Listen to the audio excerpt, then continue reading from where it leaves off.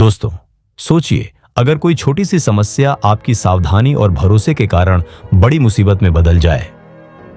आज की कहानी हमें यही सिखाती है कि दूसरों की बातों में आकर जल्दबाजी करना हमेशा नुकसान दे सकता है। कहानी का नाम है खटमल और बेचारी जूं। तो ध्यान से सुनिए, क्योंकि इसमें है चतुराई, छल और अप्रत्याशित परिणाम। एक राजा के शयन कक्ष में मंदरी सर्पिणी नाम की जूं ने डेरा डाल रखा था। रोज रात को जब राजा जाता तो वह चुपके से बाहर निकलती और राजा का खून चूसकर फिर अपने स्थान पर जा छिपती। संयोग से एक दिन अग्निमुख नाम का एक खटमल भी राजा के शयन कक्ष में आ पहुंचा। जूं ने जब उसे देखा तो वहां से चले जाने को कहा। उसने अपने अधिकार क्षेत्र में किसी अन्य का दखल सहन नहीं था, लेकिन खटमल भी कम चतुर न था। बोलो, देखो, मेहमान से इसी तरह बर्ताव नहीं किया जाता। मैं आज रात तुम्हारा मेहमान हूं।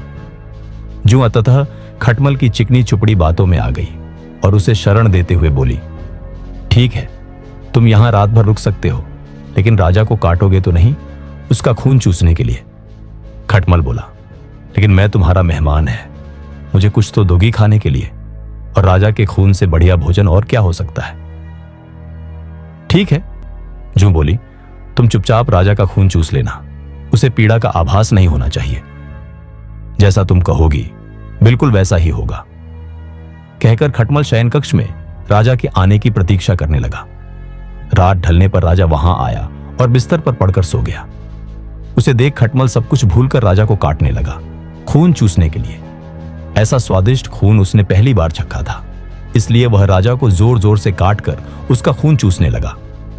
इससे राजा के शरीर में तेज खुजली होने लगी और उसकी नींद उचट गई। उसने क्रोध में भरकर अपने सेवकों से खटमल को ढूंढकर मारने को कहा। यह सुनकर चतुर खटमल तो पलंग के पाए के नीचे छिप गया, लेकिन चादर के कोने पर बैठी जूं राजा के सेवकों की नजर में आ गई। उन्होंने उसे पकड़ा और मार डाला।